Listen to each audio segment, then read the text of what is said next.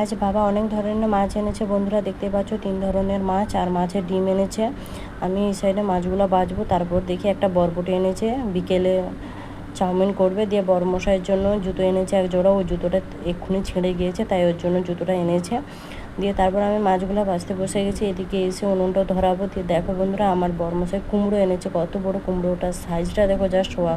তারপরে এবার আমি উনুনটা ধরাবো, তার এই সাইডে দেখছি আমার বড়মশাই জল ভরছে, জল ছেড়ে দিয়েছে। ও আমার অনেক কাজ হেল্প করে বন্ধুরা, সত্যি বলছি আমি খুব লাকি এবং খুব ভাগ্যবতী।